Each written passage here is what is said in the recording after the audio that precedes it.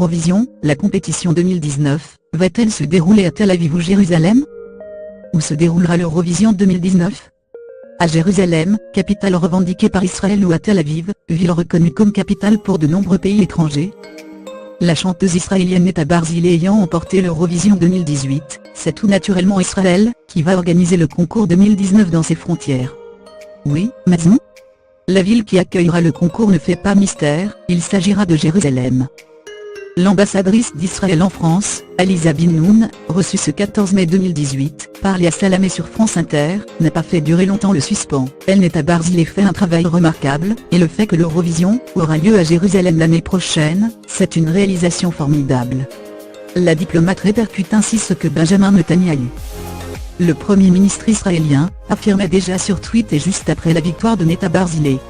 Le dirigeant conclut à son tweet de félicitations avec une invite, l'année prochaine à Jérusalem. Normalement, après la victoire d'un pays à l'Eurovision, un appel à candidature est lancé par différentes villes pour postuler au rôle d'hôte du concours.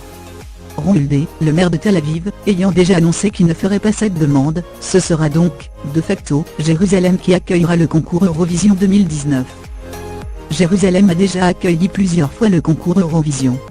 Israël a emporté 4 fois en comptant Netta Barzilai, l'Eurovision n'a organisé le concours suivant que 2 fois.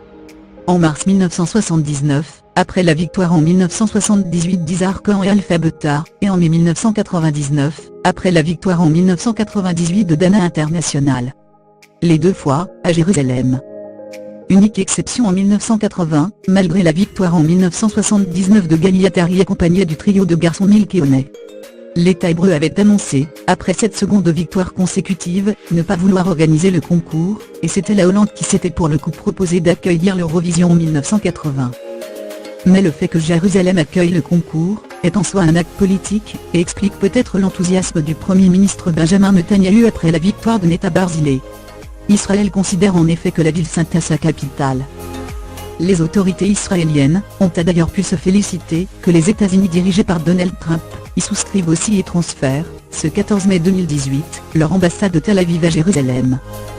Mais, et c'est là que la politique s'invite à l'Eurovision, de nombreux pays considèrent que Jérusalem, dont une partie a été conquise en 1967 après la guerre des 6 jours, ne peut être reconnue comme la capitale d'Israël.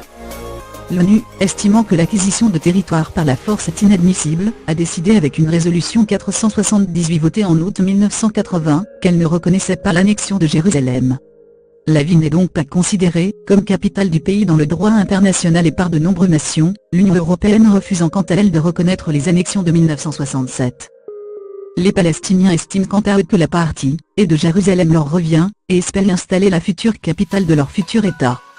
La tenue du concours Eurovision en Israël et à Jérusalem risque donc de susciter pas mal de débats dans les mois à venir, tant à l'étranger que dans les frontières de l'État hébreu.